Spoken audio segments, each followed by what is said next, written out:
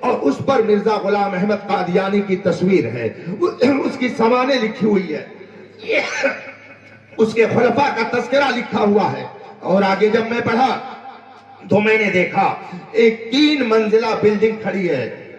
میں نے پوچھا یہ مسجد کس کی ہے؟ معلوم ہوا کہ یہ قادیانیوں کی مسجد ہے۔ یہ قادیانی کون لوگ ہیں؟ جو مرزا غلام احمد قادیانی کو نبی مانتے ہیں۔ 100 سال پہلے یہ پیدا ہوا تھا، قادیان کے اندر اس کی نشو نما ہوئی تھی، انگریزوں نے اس کو پرموٹ کیا، اس کو ترقی دی، اور یورپ و امریکہ نے اس کو مالی تعاون فراہم کیا۔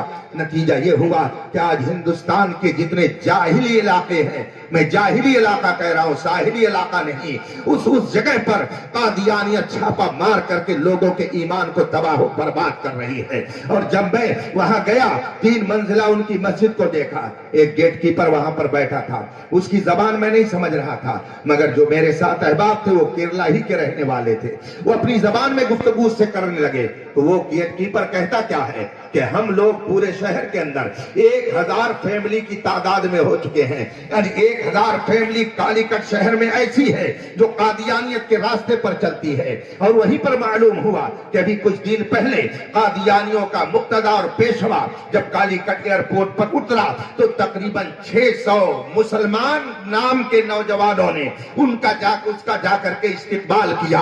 اس سے پتہ یہ چلا کہ قادیانیت کس قدر سرگرم ہے ہندوستان کے اندر، اور یہ سب کلمہ پڑھتے ہیں، لا الہ الا اللہ محمد رسول اللہ کا ورد کرتے ہیں۔ مجھے آپ بتائیے کیا کلمہ پڑھنے والے یہ لوگ بھی مسلمان ہو سکتے ہیں؟ اسی ہندوستان میں یہ رہتے ہیں، اسی ہندوستان میں بستے ہیں۔ بلکہ در پردہ رپورٹ میں آپ کو یہ بتاؤں، گورنمنٹ بھی اس وقت ان کے مالی تعاون میں ہے، اس لیے کہ یہ جانتی ہے کہ جس قدر ان کی ترقی ہوگی مسلمان اتنی ہی تنزلی کا شکار ہوں گے، جس قدر وہ مضبوط ہوں گے اہل ایمان اتنا ہی کمزور ہوں گے۔ چنانچہ مالی تعاون ان کو یورپ و امریکہ سے تو مل ہی رہا ہے، دیگر حکومتیں بھی ان کو مالی تعاون فراہم کر رہی ہیں۔ اور مجھے یہ بھی معلوم ہوا کہ جو سمندر کے علاقے ہیں، قریب جو سمندری علاقے ہیں اور ان کے کنارے جو بستیاں ہیں جہاں پہ علماء نہیں ہیں، جہاں پہ مدرسے نہیں ہیں، جہاں کے لوگ اپنے آباء و اجداد کے دین پر اب تک چلے آ رہے تھے، قادیانیوں نے وہاں پر مفت مسجدیں بنانی شروع کر دی ہیں،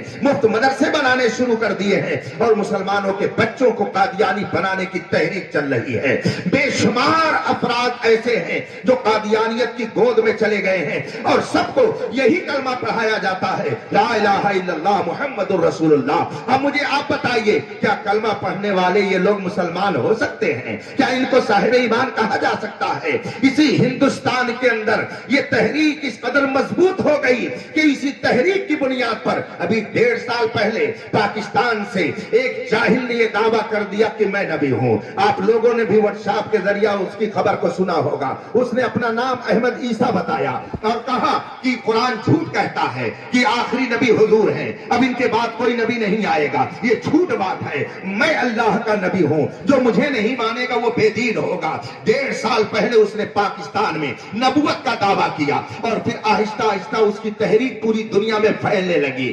گلبرگہ یونیورسٹی جو کرناٹک کی ایک مشہور یونیورسٹی ہے، آپ کے اسی یوپی ضلع غازی پور مہند قصبے کے رہنے والے چند نوجوان وہاں پڑھتے تھے، یونیورسٹی میں تعلیم حاصل کرتے تھے۔ چنانچہ جب ان لوگوں نے عیسیٰ احمد کی باتوں کو سنا، شیطان نے ان کو بہکایا اور عیسیٰ احمد کو وہ نبی ماننے لگے۔ نتیجہ یہ ہوا کہ آہستہ آہستہ وہ مکمل طور پر اس کی نبوت کے قائل ہو گئے، کلمہ بھی پڑھتے تھے، نماز بھی پڑھتے تھے، داڑھی بھی رکھتے تھے، کرتا اور پائجامے میں بھی رہتے تھے، اور یونیورسٹی میں وہ اپنے مذہب کی تبلیغ بھی کرتے تھے۔ شدہ جب یہ بات پہنچی لوگوں تک کہ یہ تو عیسیٰ احمد کو نبی مان رہا ہے، حضور سرور کونین کو جھٹلا رہا ہے، قرآن کی آیتوں کا انکار کر رہا ہے، وہاں کے غیور لڑکوں نے اس کا مقابلہ کیا۔ اس کی ایک ٹولی تیار ہو چکی تھی، دونوں میں تصادم ہوا۔ تصادم کے بعد کیا ہوا؟ نتیجہ یہ نکلا کہ اس نئے نبوت کے مدعی کے پیروکار کا قتل ہو گیا اور اس کی جان چلی گئی۔ 14 लड़के जेल में चले गए और ये जहन्नम में चला गया। फिर वहां से उसकी लाश यूपी के अंदर आई, वहां के उलमा से तस्दीक कराई गई। बात क्या थी? लोगों ने बताया कि ईसा अहमद को ये नबी मानने लगा था। मैं आपकी तवज्जो इस तरफ कराना चाहता हूं कि आप ये सोचते हैं कि मैं शुरू से अपने बच्चे को मॉन्टेसरी में पढ़ा करके बहुत तालीम याफ्ता बना दूंगा, ये बहुत तरक्की कर जाएगा, डॉक्टर, इंजीनियर और मास्टर और एडवोकेट और लॉयर बन जाएगा।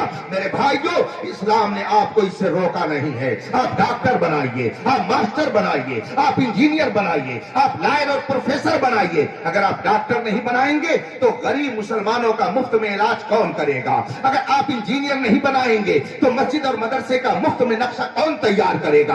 अगर आप एडवोकेट और लॉयर नहीं बनाएंगे तो जेल की सलाखों में जो बेकसूर मुसलमान बंधे हुए जुड़े हुए उसके अंदर डाले गए हैं, उनको मुफ्त में मुकदमा लड़ करके बाहर कौन निकालेगा?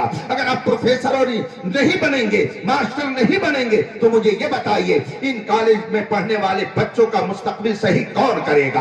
आप आलिम अगर नहीं बनेंगे तो आपको कुरान और हदीस से मसाइल कौन बताएगा? हाफिज नहीं बनेंगे तो रमजान में तरावी कौन पढ़ाएगा? कारी नहीं बनेंगे तो सही ढंग से कुरान आपको कौन सिखाएगा? आप आलिम भी बनिए, आप डॉक्टर भी बनिए, आप इंजीनियर भी बनिए, आप मास्टर भी बनिए, आप प्रोफेसर भी बनिए, मगर याद रखिए कि प्रोफेसर अगर आप बन गए, डॉक्टर अगर आप बन गए, आलिम अगर बाप बन गए, तो आपके अंदर इल्म तो आ सकता है, हुनर तो आ सकता है, मगर याद रखिएगा ईमान अलग चीज है। बहुत से इल्म वाले अपने ईमान को खो बैठे, बहुत से इंजीनियर होने के बावजूद अपने ईमान को बर्बाद कर बैठे, और बहुत से जाहिल ऐसे हैं कि जो अलल ऐलान कहते हैं ये एक जान क्या है, अगर वो करो तेरे नाम पे सबको वारा करो मैं। इसका मतलब ये है इल्म अलग चीज है, ईमान अलग चीज है।